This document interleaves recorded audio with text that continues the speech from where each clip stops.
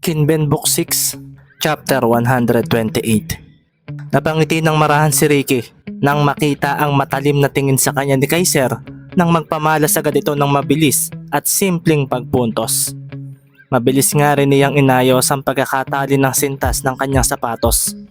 Sa pagtakbo nga niya papunta sa labas ng arko, ay agad nga siyang pinasahan ni Kaiser ng bola.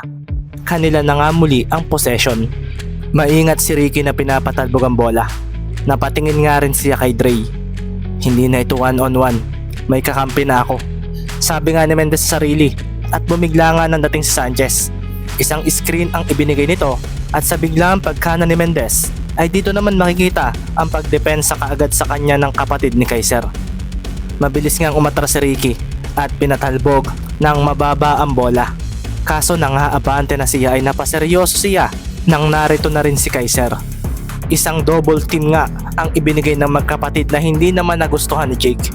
Gusto nga nitong sabihin kaya niya si Mendez kaso hindi niya iyon magagawa. Si Ricky naman ay mabilis na umatras at hinawakan ng bola. Libre raw si Dre kung kaya bumigla siya ng pag-abante at ang bola nga ay ibinato niya sa bukas na binti ni Jake. Ang bola nga ay lumampas at sa pagtalbog noon sa sahig ay mabilis na kumilo si Dre. Subalit ang mga kamay ni Kaiser ang sumalo noon. Si Ricky nga ay napakuyom at alam niyang mabilis siya pero parang mas mabilis pa rin si Kaiser.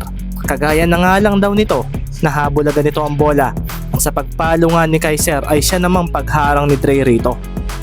Ang bilis, akala ko ang ganda na lang ginawa ni Mendez. Hindi basta-basta ang isang ito. Sabi na nga lang ni Sanchez sa sarili. Sa pagharang nga niya kay Amer ay napaseryoso na lang siya nang ibato nito ang bola sa tumakbong si Jake.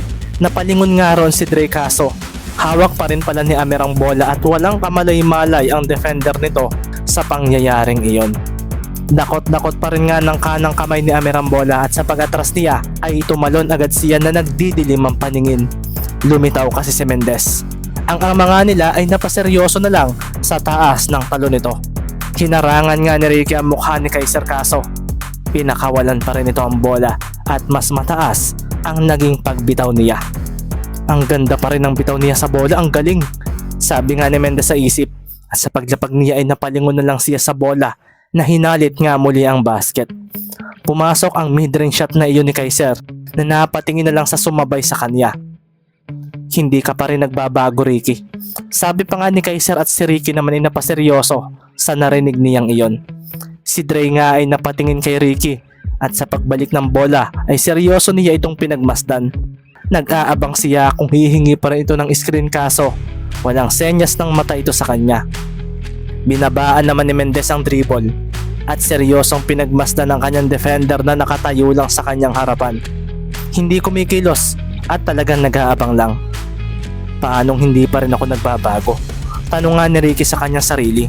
Ito nga ang rason kung bakit niya tinanggap ang alok ni Kaiser na basketball. Para ipakita rito na iba na siya noong nakalaban niya ito. Kumaliwa nga bigla si Mendez na sinundan niya ng isang biglaang duck-in move. Ninampasan nga niya ng mabilis si Kaiser na bumigla na lang ng steal mula sa kanyang likuran. Si Ricky naman ay biglang pinalipat ang talbog ng bola papunta sa isang kamay niya kaso doon pala nakabang ang kanyang katapatan. Ganyan din ang ginagawa mo dati. Sabi nga ni Kaiser at ang bola nga ay tumapon at agad din niyang kinuha. Agad nga ring pinatalbog nito iyon at sa pagkakaroon niya ng espasyo ay doon naman nga biglang lumitaw si Sanchez. Kaso inaasahan na ito ni Amer at bigla nga niyang ibinato ang bola papunta sa kanyang kapatid. Si Ricky naman ay bumigla ng damba para mabawi ang possession kaso ang inakala niyang bola na masasalo ng kanyang mga kamay ay lumampas dahil sa hindi niya natantya ang bilis na pinakawalan ni Kaiser. Nasambot nga ni Jake ang bola at agad na nagpakawala ng isang libreng layup. 3-0 na nga ang score at makikita nga si Kaiser na napailing na lang habang nakatingin sa kanyang mga kalaban. Ang galing talaga ni Kuya. Pasa o pag-score ang galing. Nasabi naman ni Jake sa sarili na marahang napangiti dahil halatang one-sided game lang daw ito. Ang galing ni Kaiser. Sabi nga ni Dre at nang mapatingin siya kay Ricky ay marahan siyang napaseryoso dahil parang hindi ito ang kanyang nakasanayang Mendez. Kailangang maka-score tayo. Sabi nga ni Ricky at pasimple nga rin napatingin sa kanya si Kaiser. Hindi mananalo sa atin ang dalawang ito. Sambit naman ni Kaiser kay Jake na agad na tumango. Kasabay rin noon ay ang pagbigay niya ng bola kay Mendez. Ano Ricky, parang gaya ka lang din ng dati ah. Sabi nga ni Kaiser at ito ang nagpangiti kay Ricky. Bumigla siya ng talon at tumira ng biglaan. Kaso, sinupalpal siya ng kanyang bantay. Hindi uubra sa akin ang ganyan Ricky. Bulalas nga ni Kaiser na hinampas ng malakas ang bola. Si Ricky naman ay marahang napakuyom nang siya ay lumapag. Bakit ganoon? Bakit wala akong magawa kay Kuya Kaiser? Tanong nga ni Ricky sa sarili at kanila nga muli ang bola. Pinatalbog nga muli ni Mendez ang bola at sa pagkaliwa niya ay doon na nga bumangga si Kaiser sa screen ni Dre Sanchez. Si Dre nga ay napakuyom na lang dahil hindi rin basta ang tigas ng katawan nang bumangga sa kanya.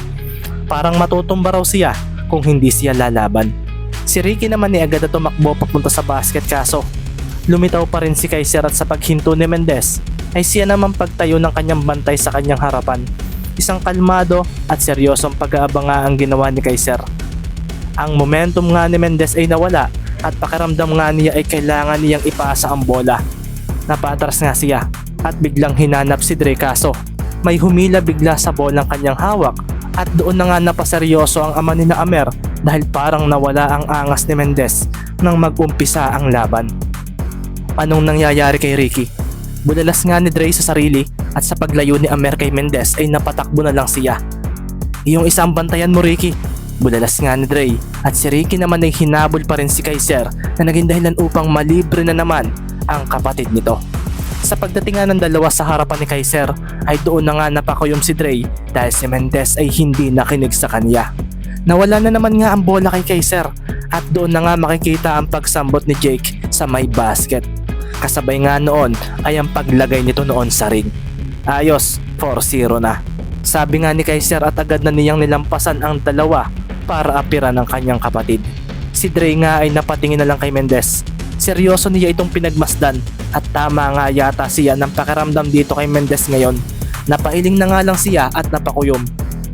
Tao ka pa rin talaga Ricky Mendez. Kinakabahan ka ba? Seryosong tanong nga ni Dre kay Ricky na marahang napangiti ng pilit. Yata. Sagot ni Ricky na napakuyom na lang bigla. Napailing si Dre at napakamot ng marahan sa ulo. Pupusta-pusta ka pa. Napatawa nga si Ricky at dito na nga rin nagsalita si Kaiser na nasa likuran nila. Ano, maglalaro pa ba tayo? Humarap nga si Dre at siya nga ang humingi ng bola. Dito na nga lumapit si Kaiser kay Mendez at dinikitan niya agad ito. Kasabay rin noon ay ang pagharang ni Jay kay Sanchez. Kasabay nga rin noon ay ang pag-abante ni Dre at gumamit siya ng paghawi ng braso. Dito na nga napakuyom si Jake at mabilis na iginalaw ang kanyang mga paa. Isang bigla ang pagtalo ng kanyang ginawa at sa paglampas niya kay Sanchez ay dito na nga siya bumigla ng paghuli sa bola. Hindi mo makukuha ito, sabi nga sa isip ni Dre kaso nang iiwas niya ang pinapatalbog niya ay siya naman pagpalo ng isa pang kalaban na nasa tabi na pala niya.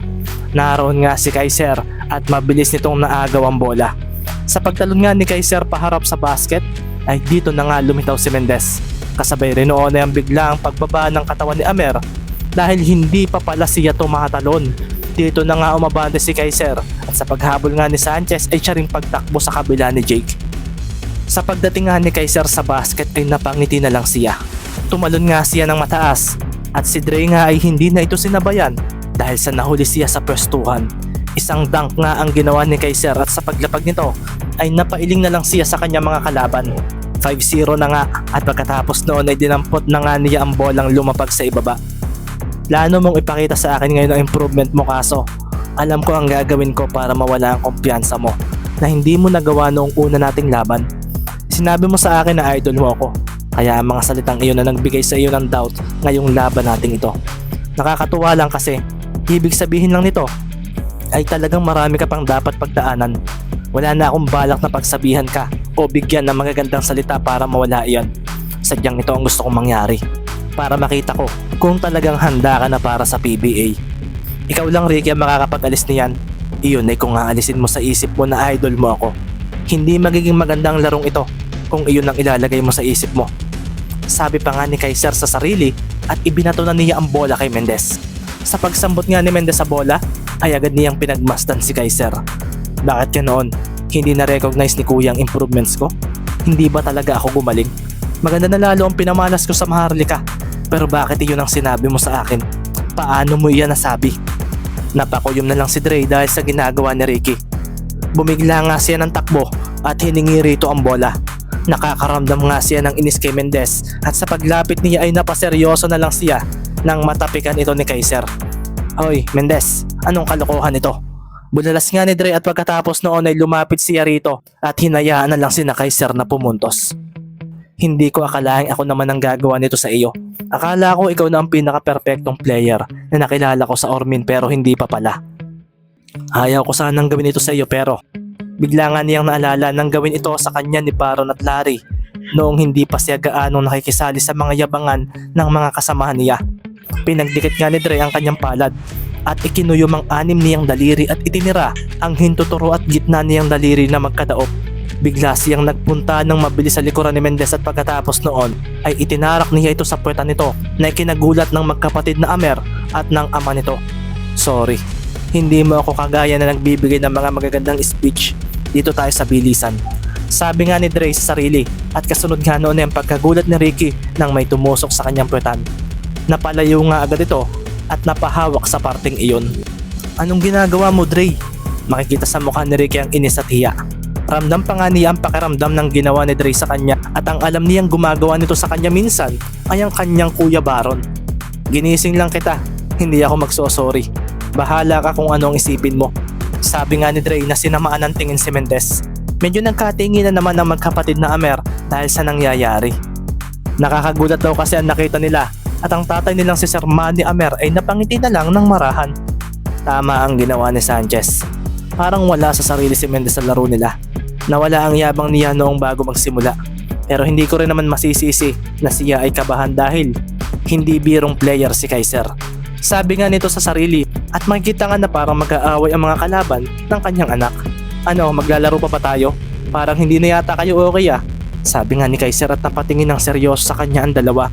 Hindi ko ito makakalimutan Dre. Dapat yata ay hindi ka ang pinasama sa akin ni Coach. Inis pa ring wika ni Ricky. Dapat nga. Nakakalimutan mo na ba na may history tayo noon? Hindi ko pa rin gusto ang paglalaro mo. Dapat alam mo iyan Mendez. Sabi nga ni Dre at ayaw sana niya itong sabihin kay Ricky dahil hindi naman ito totoo. Oo, naalala ko nga. Hindi pa rin ako natutuwa sa ginawa mo. Hindi pa rin ako natutuwa sa ginawa mo. Epekto siguro iyan ng pagsama mo kina Kuya Baron. Ni hindi nga nila iyan ginagawa sa akin. Bulalas naman ni Ricky at syempre, nagsinungaling din siya. Nagawa na rin iyon sa kanya ng kanyang Kuya Baron. Si Kaiser naman ay napangiti ng pilit nang ibato niya ang bola kay Mendez. Asa ka pang pasahan kita ngayon, sabi ni Mendez. Galingan mo dahil kung bulok ang laro mo ay ako ang pupuntos para sa atin. Baka nakakalimutan mo, hindi na ako ang dating Dre Sanchez. Sagot naman ni Dre na agad na hinarangan ni Jake Amer. Asa, sabi nga ni Mendez at dito na nga niya pinatalbog ang bola. Bigla siyang napatingin sa kanyang kaharap at talagang may inis pa rin siyang nararamdaman dahil sa ginawa ni Dre sa kanyang puwetan. Sa pag-abante nga ni Kaiser ay dito na nga niya pinatalbog ang bola ng mabilis. Hindi mo na ako mahagawan ngayon, hindi na ako natutuwa. Sabi nga ni Mendez at sa paggalaw ng mabilis ni Kaiser ay siya naman pag-abante ng katapat niya. Napalingon siya kay Mendez na dadaan sa kanyang tabi kaso. Nang pumihit ang mga paa niya ay napaseryoso siya nang mawala ito. Isang step back na mabilis ang ginawa ni Mendez at sa paghabol niya ay bigla naman itong ibinato ang bola sa sahig ng court. Dumaan iyon sa tabi ni Kaiser at agad niyang hinuli ng palad iyon kaso tumama iyon sa katawan ni Mendez na biglang dumaan sa tabi niya. Nakay Mendez pa rin nga ang bola at sa pagpapatalbog niya nito ay agad din naman siyang nilampasan ni Kaiser.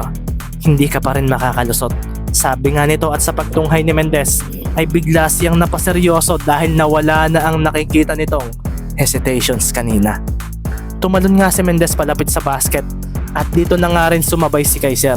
Inabangan nga niya ang pagbitaw ni Mendez sa bola kaso pinakawalan agad nito ito. Hinampas niya iyon nga lang, umatras muna ng bahagya ang kanang palad nito bago tuluyang pakawalan ng bola ng mas mataas sa natural na bitaw nito. Si Sir Manny nga ay napakuyom nang lumapag ang dalawang player na iyon. Ang bola naman ay tumama sa dulong bakal ng ring. Pagkatapos noon ay tumalbog ito papunta sa butas ng basket. Pumasok ang bola at si Dre nga ay napaseryoso rin dahil sa nangyari. Ang katapatan naman itong si Jake ay natulala rin dahil kitang-kita niya kung paano yun ginawa ni Mendez. May pagkuyong pa nga si Ricky na tumayo sa may harapan ng arko. Tahimik lang ito at napatingin siya kay Dre na dinampot ang bola para ibigay sa kalaban. Kita mo yun, Dre? Sabi nga ni Ricky at maangas namang sumagot si Dre. Tsamba lang iyon, sagot ni Dre na nagpaseryoso kay Mendez. Napapaisip ako ngayon nasa iisang team ba talaga ang dalawang ito? Tanong na nga lang ni Kaiser sa sarili nang sambutin niya ang bola mula kay Sanchez.